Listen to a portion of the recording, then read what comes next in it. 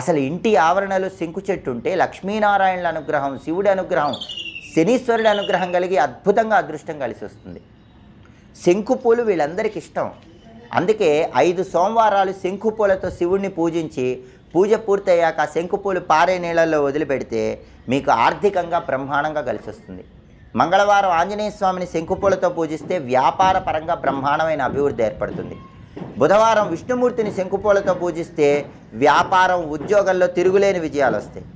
అలాగే శనివారం నవగ్రహాల దగ్గరికి వెళ్ళి శని విగ్రహం దగ్గర శంకుపూలు పెట్టొస్తే జాతకంలో శని బలం లేకపోయినా బ్రహ్మాండంగా శని బలం పెరుగుతుంది.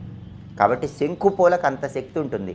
శంకు చెట్టుకి అంతటి ప్రత్యేకత ఉంది. ఇంటి ఆవరణలో శంకు చెట్టు పెంచిన, శంకు పూలతో పూజ చేసిన అద్భుతమైన విజయాలు సిద్ధింపజేసుకోవచ్చు. ఇలా ప్రత్యేకంగా చెట్లు ప్రత్యేకమైన దిక్కుల్లో ఏర్పాటు చేసుకోండి. శంకు చెట్టు ఏ దిక్కులో అయినా పెంచుకోండి. ఉత్తమ ప్రయోజనాలను అందిపుచ్చుకోండి.